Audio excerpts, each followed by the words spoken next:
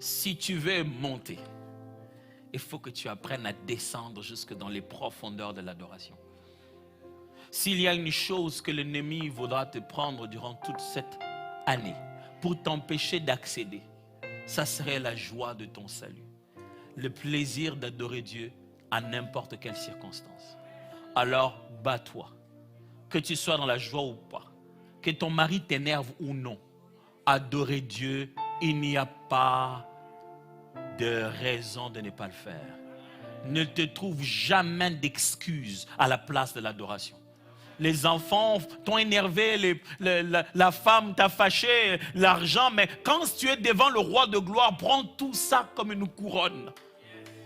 Jette ça à ses pieds et te dis, là, je suis devant celui qui... Tout ce qu'il a fait pour moi, c'est mourir à la croix, c'est prendre mes péchés. Lui, il a un programme, un plan de bonheur qui ne ratera pas. Ou, je vous en supplie, entre arracher, bombarder et détruire dans le camp de l'ennemi et se prosterner, je propose et j'insiste que le meilleur modèle biblique, c'est que quand tu vois quelqu'un avec une arme, c'est peut-être le chef de l'armée de l'Éternel. Écoutez bien, Josué le voit, il dit, hey, est-ce que c'est pour le combat que tu es là ou pas? Tu es avec nous ou contre nous? Il est en position de guerrier. Il dit non. Il a juste dit non. Je suis le chef de l'armée de l'Éternel et je viens d'arriver. Nous, quand on est dans le combat, on se dit ok, maintenant qu'on est dans un combat, il faut qu'on se batte. Tout ce qu'on voit, on se bat. Non, non, non, non, non. Quand tu es dans le combat, cherche celui qui vient. Est-ce qu'il est arrivé? Le chef de l'armée de l'Éternel. Et quand tu le vois, lui va te prosterner. Josué, tu as une bataille à livrer, tu te prosternes en public comme ça. Quel genre de général?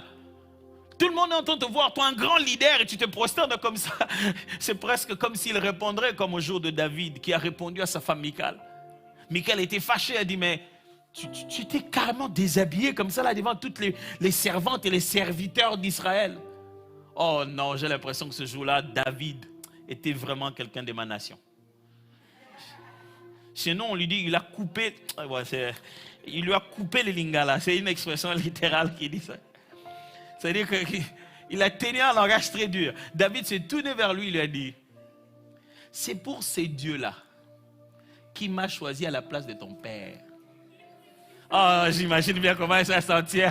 Elle dit, justement, maman, hein? Oh Dieu, oh Dieu, oh Dieu, oh, je me postais. C'est pour ces dieux-là qui m'a choisi à la place de ton père. C'est pour lui que je suis en train de danser. Tu t'imagines ce que ça fait à cette dame? Il dit, tu me dis, oh Dieu, ton père il est où? Il n'a pas voulu danser comme ça, il est où? Arrête-moi. Moi, si je fais ça, je sais pourquoi je le fais. Frère, il y a une chose. Si tu veux vraiment accéder à tout ce que Dieu te propose, il y a une voie dont les portes ne se ferment pas. C'est la prosternation. C'est glorifier Dieu. Commence par la gratitude. Va le bénir et lui dire merci. Seigneur, je te dis merci pour ce que je sais et pour ce que je ne sais pas. Je te dis merci de ce que tu ne le fais pas à mon rythme. C'est moi qui tente de suivre le tien. Je te dis merci parce que les sujets que je n'ai pas encore abordés avec toi, tu l'as déjà abordé avec demain. Demain sait ce que je ne sais pas. Tu as dit que demain prendra soin de lui-même. Quelqu'un doit avoir parlé à demain pour que demain s'occupe des choses que moi aujourd'hui je ne sais pas. Je te rends grâce parce que tu es un père responsable qui anticipe, qui voit et qui pourvoit. Tu ne me lèves pas comme un homme, tu m'élèves comme un Dieu. Dieu est en train d'élever un homme en sachant qu'il est Dieu. Je ne m'attends pas au moyen de mon père et de ma mère. Je sais que j'ai affaire à un Dieu. Si papa peut oublier, Dieu n'oublie pas. Si papa se limite dans ses relations, Dieu connaît tout le monde. Écoutez-moi, Dieu connaît des gens qui ne parlent pas votre langue. Et il leur a instruit de vous montrer le chemin, même par un geste de la main seulement. Frère, pour ça, tu n'as pas besoin qu'il y ait un cantique à l'église. Même chez toi à la maison, même quand tu suis en ligne, sois sérieux avec ce moment-là. Car c'est ce moment-là. Réponds ton cœur. Ne gaspille pas 40 minutes à conduire pour aller au travail, en train juste de crier avec des gens au téléphone. Et puis quand tu arrives là-bas, tu es déjà énervé. Il y a des moments où on met la musique, conduit, adore. Adore Dieu. 2026, c'est pour ceux qui se prosternent. 2026, c'est pour ceux qui diminuent devant la présence de Dieu et que Dieu va élever au temps convenable. 2026, c'est pour ceux qui deviennent petits afin que leur Dieu soit grand. N'essaye pas de perdre ta dignité. Vous avez déjà vu les gens dans l'église en train de prier et ils vérifient leur visage pour que le make-up ne... Et puis peut-être que le photographe peut le prendre dans un angle. Même sa façon, l'expression dans la prière, même c'est... Il est en permanence en train de prendre une photo. Oh, tu as encore beaucoup à perdre. Hein? Tu as encore beaucoup à perdre. Tu as encore beaucoup à perdre. Le jour où tu te rendras compte que ce n'est pas la photo qui te rend beau. Le jour où tu te rendras compte que ce n'est pas la photo qui te rend belle. Mais c'est juste l'odeur de sa présence. Êtes-vous déjà arrivé à un endroit où vous êtes seul, mais tout le monde a envie de venir vers vous? C'est lui qui a l'huile de Dieu, c'est comme s'il avait sur lui le miel. Ça attire tout ce qui doit venir à côté de lui. 2026, quelle est ta prochaine dimension d'adoration? 2026, quelle est la prochaine dimension de ton intimité avec Dieu? Non, là on jeûne encore ensemble, mais est-ce que tu peux jeûner seul? Au programme de rien, à la rencontre de personnes, sans invité spécial. Les jours qu'on appelle les dimanches ordinaires. Est-ce que tu peux transformer ta routine ordinaire en quelque chose d'extraordinaire? Tu sais, tout le monde, tous les couples en veulent bien. Ce matin, ce soir, on s'est dit non, on va dîner au resto. Ça fait du bien quand la routine devient extraordinaire. Quand au quotidien, on fait quelque chose qui sort du lot. Dis à Dieu, Seigneur, j'ai pas de problème, j'ai pas mal, j'ai pas de vision, mais je veux pas manger, je veux juste adorer ton nom. Quand on jeûne, ce n'est pas juste pour se connecter à la puissance de Dieu. Non, c'est pour rendre notre esprit plus sensible à l'activité spirituelle. Peux-tu te rendre plus sensible? Je veux le dire aux Canadiens. Peux-tu te rendre plus sensible juste à l'adoration? Juste à l'adoration. Peux-tu te réveiller un moment et te surprendre des genres de choses que tu dis? Tu dis, wow, qu'est-ce que je suis en train de dire là? Toi-même, tu as fini la prière et tu te sens bien. Wow, j'ai dit des choses que je ne pouvais jamais imaginer que j'allais dire. C'était bon ce moment de prière. Fais-toi des amis qui adorent Dieu. Fais-toi des amis qui ont des programmes pour adorer Dieu. Connecte-toi à des rencontres où on se prosterne. Arrête une conversation qui n'était qu'en train de calomnier. Dis non, mes amis, là, moi, c'est mon heure de prosterner. Josué l'a vu et quand il s'est présenté, il s'est dit, hey, moi, j'ai un combat contre Israël, contre Jéricho. Et toi, tu es le chef de l'armée de l'Éternel. Et j'aime comment il se présente. Il dit, je suis le chef de l'armée de l'Éternel, je viens d'arriver. Il dit, moi, je viens d'arriver. Il dit, oh, c'est toi qu'on nous envoie. C'est-à-dire, quelqu'un va coopter notre armée.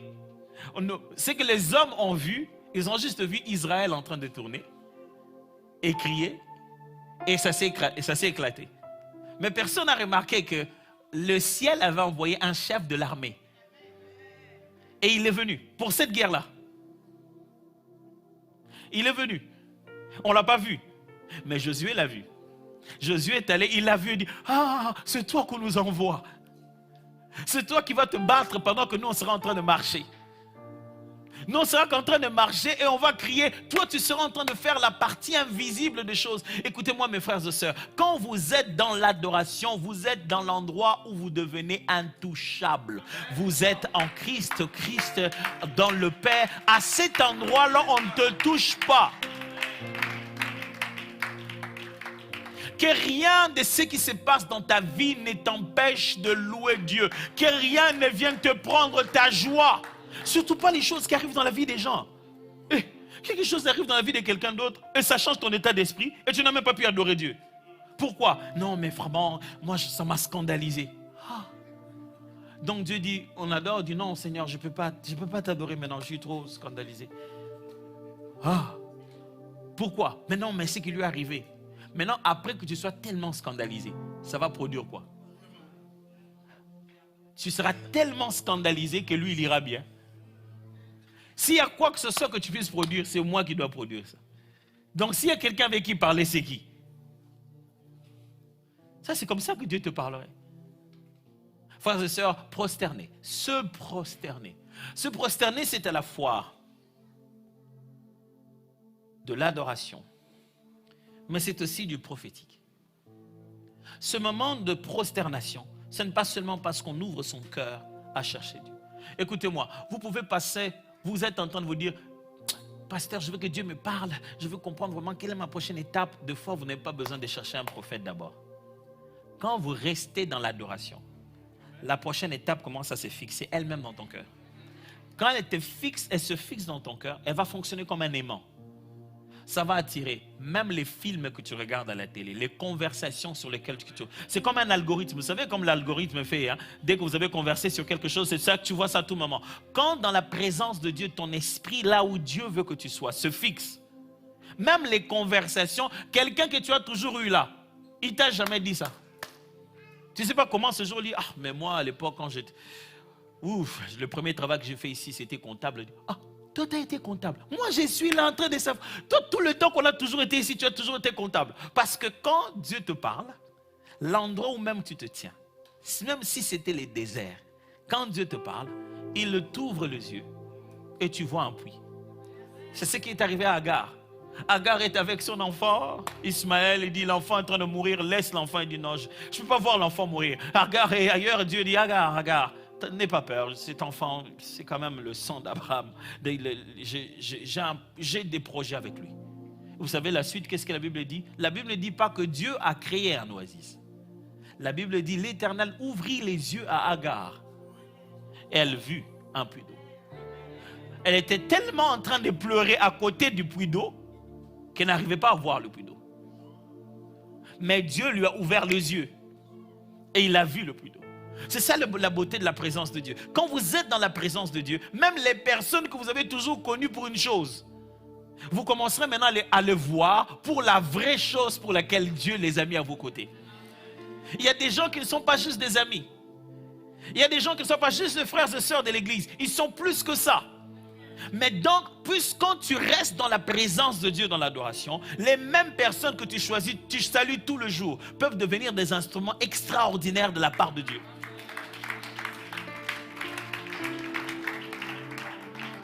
Mais je dis que c'est prosterné, c'est aussi prophétique. C'est prosterne parce qu'il voit. Ce n'est pas un être humain normal qu'il voit, c'est un chef de l'armée de l'Éternel et une vision céleste. Mes amis, quand Dieu vous fait faire entrer quelque part, c'est bien d'aller espionner, d'avoir des choses. Mais à un moment où Dieu lui-même vous fait voir votre part à vous, parce que vous avez vu chez les autres, mais c'est que le vôtre va rassembler. C'est ce jour où vous n'avez rien, c'est à ce moment-là que vous rêvez que vous avez un véhicule, que quelqu'un vous a donné beaucoup d'argent. C'est les jours où vous n'en avez pas que vous rêvez que vous pouvez en avoir. Il n'y a rien de fantastique dans la vie quand Dieu vous donne un bribe, juste un petit morceau de l'avenir qu'il vous promet. C'est pourquoi l'expression dans la Bible, ça s'appelle une parole de connaissance, une parole de sagesse. C'est juste une portion. Mais c'est suffisant pour t'édifier. Mes frères, ces morceaux de paroles-là, ce n'est pas juste pour que ça te fasse bien. Dieu est en train de te donner quelque chose de demain. Et en commençant cette prédication, je vous ai appris. Prenez ça, écrivez-le.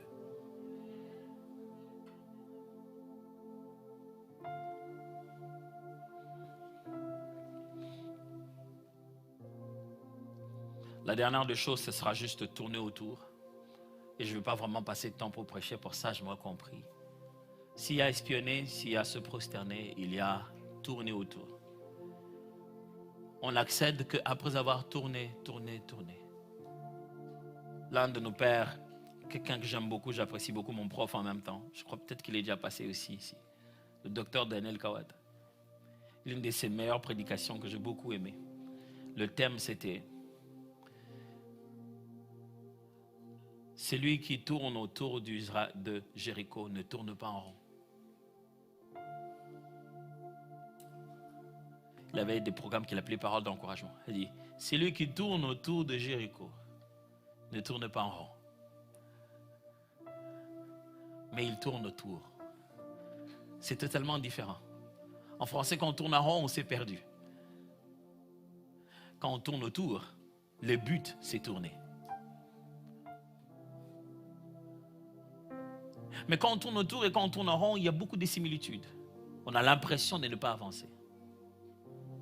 Mais il leur a dit, tournez seulement. Ça, c'est le symbole de quoi? De la discipline routinière. Mes amis, vous n'irez nulle part si vous n'apprenez pas la discipline. Je ne suis peut-être pas la personne la plus disciplinée au monde, mais je pense que je suis parmi les personnes les plus conscientes de pourquoi la discipline est importante. Il n'y a aucun moyen de le faire sans la discipline. L'une des caractéristiques fortes de quelqu'un de puissant, de fort, de stable, c'est la routine. Quand tu rencontres un homme avec une routine, tu as rencontré quelqu'un de stable. Une routine. Quelque chose qu'il fait toujours, toujours, toujours, toujours. 2026, je sais que tu es spirituel. Je sais que tu laisses l'Esprit de Dieu te conduire quand il veut, comme il veut. Mais sans une routine et une discipline, tu ne bâtiras rien. Dieu aime qu'on bâtisse un cycle. Et une fois qu'on tourne autour, boum, ça explose. Vous voyez, c'est que nous on fait de mal. Quand il faut une discipline, on la met là. Tu dis non, je veux commencer à prier chaque 3 heures. Papa, 3 heures. Tu rentres déjà à 23 heures. Pourquoi tu vas faire 3 heures? Soyons réalistes. Tu conduis chaque fois 45 minutes au chemin de retour. Ça au moins, ça ne changera pas. Et si plutôt tu prenais tes 45 minutes de conduite, tu mettais là dedans la prière. Quand nous voulons nous discipliner, nous nous mettons une discipline si élevée comme pour nous flageller, comme si on souffrait plus, Dieu va compenser ça avec les erreurs d'hier. Non, ce que Dieu veut, c'est de la fidélité. Ce n'est pas des grands sacrifices inutiles. C'est que tu les fasses encore, encore et encore. Je ne sais pas qui nous a appris que la routine, ça laisse au diable, on devient très, très visible. Le diable voit déjà ce qu'on va faire. Même le diable savait que chaque matin, Jésus priait. Quand les gens étaient encore en train, avant le lever du soleil, il priait toujours. David n'a pas peur d'en parler. Il dit que je précède l'aurore. Quelles sont tes habitudes? Je ne parle pas que des habitudes de prière. Je parle de la discipline. Les habitudes régulières qui te rendent meilleur. Juste ça. Tu n'as pas besoin de savoir déjà si tu feras ça 100 fois. Tu as juste besoin de faire ça une fois aujourd'hui. Demain, tu fais une fois demain. Chaque jour devient aujourd'hui. Ne te dérange pas sur demain. Aujourd'hui, tu devais te réveiller. Réveille-toi seulement pour aujourd'hui, c'est tout. Tu as fait la dose d'aujourd'hui. Vous vous souvenez quand on était petit et que les parents nous disaient qu'il faut se laver, comment on s'est fâché? Ah, il faut qu'on me lave. On pleurait même. Mais maintenant, là, plus personne nous envoie. Comment tu ne poses pas la question? Ah, je vais me laver encore 20 jours. Bon, il y a quelques peuples qui n'ont pas nécessairement les mêmes routines que nous tous, mais il y a des fois où... Ouais, mais il en va, c'est comment on n'est pas pareil, c'est physiquement qu'on n'est pas pareil. Mais aujourd'hui, tu brosses les dents toi-même. Parce que tu sais que si tu ne le fais pas, de temps en temps, en parlant avec toi, on regardera ailleurs. Tu vois, c'est-à-dire que le soleil est là, mais toi, tu le regardes toujours là où il est. Tu vois, de temps en temps, en trouvant moyen de baisser la tête, de prendre quelques distances, et tu te sentiras mal à l'aise. Tu as compris l'intérêt de la routine. Mon frère, ma soeur, tu n'es pas aussi indiscipliné que tu le penses. Oh, moi, je ne pense pas. Tu es très discipliné.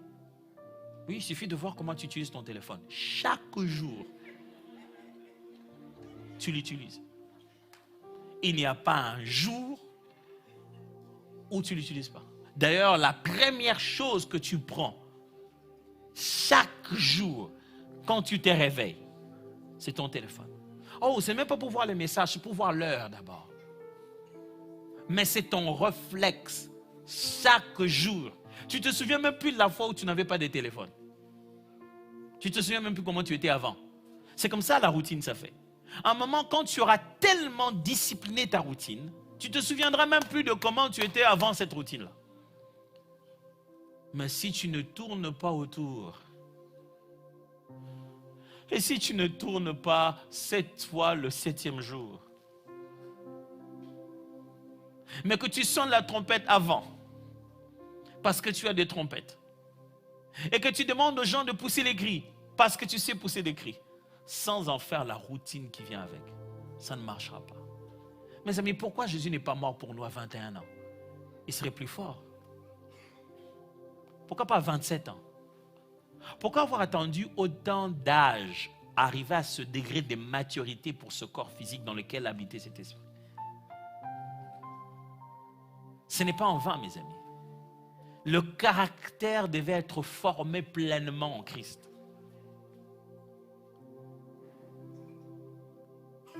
Tu ne dures pas. Ce que Dieu veut te donner, il ne va pas les sécuriser à cause de tes dons. Il va les sécuriser à cause de ton caractère. C'est dans l'être que tu deviens que se trouve la pérennité de ce que Dieu te donne. Je vais répéter ça. C'est le genre de personne que tu deviens qui va garder longtemps la chose que Dieu te donne en 2026. Il peut te donner quelque chose de bien, mais tu es toujours comme ça. Avec toi-même, tu vas détruire ça de tes mains. Écoutez-moi, le diable ne peut même pas détruire ce que Dieu t'a donné. Il n'y a que toi qui peux le faire. Et lui va juste te demander de le faire. Imagine-toi que Satan est là avec Jésus. Lui-même, il les transporte. La Bible dit, le diable le transporta. C'est-à-dire moyen de transport, de déplacement fourni par Satan. C'est le diable qui déplace Jésus. Donc Jésus, sans effort, le diable le déplace. Il les pose sur le haut du temple. Pour sauter. Pourquoi ne pas le bousculer? Il ne peut pas le faire. Ça ne marche pas comme ça. Je ne peux pas te détruire, tu dois te auto-détruire. Je peux juste te faire des suggestions. Il n'y a qu'une seule personne qui peut faire foirer tout le plan de 2026. Et ce n'est pas les démons. C'est vous. Voilà ce que je vous encourage. Si vous commencez une discipline et que vous ratez une fois, continuez. Ne vous fixez pas sur la seule fois que vous avez raté. Dieu ne veut pas que vous fassiez ça sans faute. Il veut que vous puissiez apprendre jusqu'à ce que la discipline se stabilise. Ne comptez pas combien de fois vous êtes encore revenu et retombé. Comptez combien de fois vous n'êtes pas tombé. Commencez à comptabiliser chaque effort d'être plus stable. Quelqu'un doit se discipliner. Si vous ne vous disciplinez pas avec la télé, moi, dès le bas âge, je regardais la télé comme pas possible. Je n'oublierai jamais comme je regardais la télé. Quand une image bougeait, je suivais la caméra. Je ne regardais pas la télé. J'étais dans la télé. Je n'oublierai jamais un jour, j'étais tellement dans la télé que ma soeur était derrière moi. Ma soeur, elle n'en a pas supporté. Elle m'a renvoyé dans l'autre sens par une baffle. Il dit, mais franchement, regarde pas la télé comme ça. Je ne savais même pas que j'étais déjà à l'envers. Quand j'ai commencé à servir Dieu, que j'ai commencé à comprendre comment fonctionnait mon don, et j'ai compris le danger qu'il y avait avec l'écran, que je ne devais pas être aussi permanent à l'écran.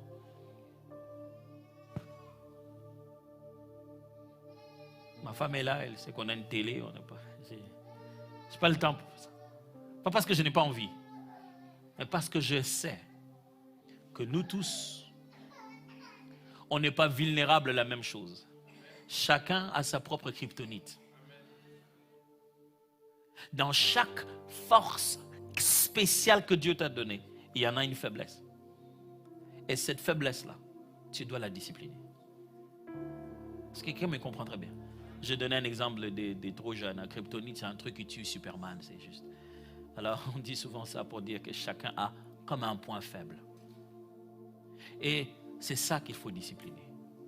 Le diable le sait. Il sait que cette année 2026, dès que Dieu va te visiter avec cette chose-là, il va amener la kryptonite. Il connaît ta kryptonite. Ta kryptonite, c'est les achats compulsifs. Dès que tu as un peu d'argent, tu commandes en ligne comme pas possible. Surtout quand on clique seulement et qu'on n'a rien fait, on a cliqué seulement. Les temps qu'on te livre, tu te rends compte que jusqu'à aujourd'hui, ça fait 3 ans, tu n'as même pas porté ça. Mais cet argent, il n'y en a plus sur ton compte. Et ta carte est super chargée. Et l'hiver, ça dure près de 6 mois. Et toi, tu as plus d'habits d'été que d'hiver. Que tu as acheté par beauté. Donc, chez toi, c'est un musée. Et le diable sait que chaque fois que tu as un peu d'argent, il te pousse à faire un musée. Et tout ton argent est dans ta garde-robe. Chaque fois que Dieu te bénit, tu ressembles à une vache maigre, mais qui a déjà mangé la vache grasse. On ne voit pas où c'est passé. Mais c'est passé dans ces petites choses. Écoutez-moi, quand l'ennemi vient nous terrasser, il ne vient pas le faire avec de gros arbres. C'est comme ça là. On ne se rend pas compte qu'on est déjà à terre. Je vous en supplie cette année. Soyez disciplinés. Il y a quelqu'un qu'il faut gérer. Il y a quelqu'un dont j'ai peur. Je veux que vous le gérez cette année. Sinon, il va tout détruire. Gérez-les, je vous en supplie. C'est vous.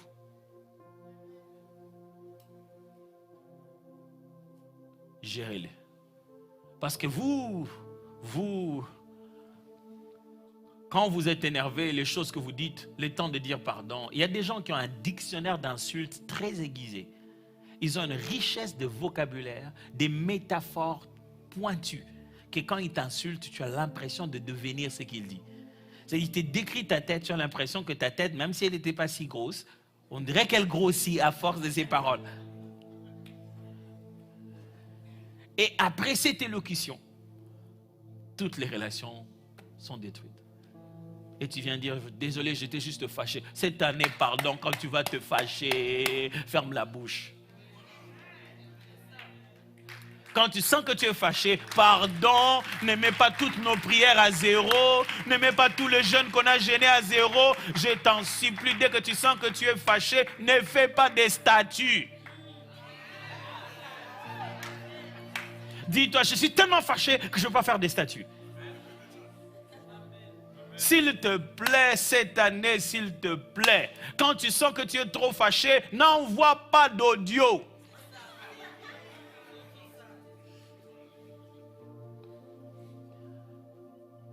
Parce que même Satan, il sait qu'il ne peut pas toucher à ça. Il s'est dit, j'espère que lui-même va aller détruire ça.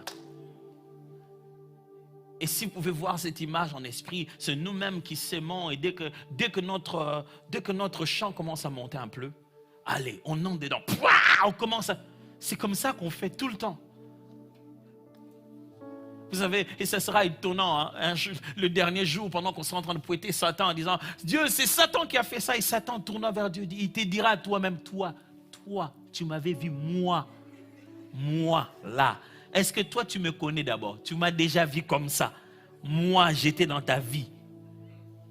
C'est ce jour-là que tu vas te rendre compte que, non? Celui qui ne sait pas garder sa langue à sa poche, c'était toi. À qui on a fait une promesse, mais tu en as parlé à celui-ci, tu as parlé à celui-là, celui a parlé là. Personne ne t'avait envoyé à parler. Toi-même, tu voulais juste qu'on sache que ton frère a eu un peu d'argent. C'est toi qui ne t'es pas contrôlé. Tu aurais pu attendre finir. C'est toi qui tu ne voulais pas te contrôler. Tu peux publier les photos après que tu sois revenu. Toi, tu as publié en plein milieu. C'est toi qui ne voulais pas te contrôler. Est-ce qu'on a vraiment besoin d'avoir l'historique de ta grossesse?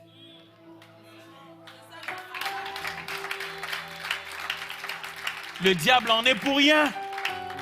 Le diable en est pour rien. Il sait où activer. Est-ce que c'était vraiment le moment pour toi d'avoir le nouveau iPhone?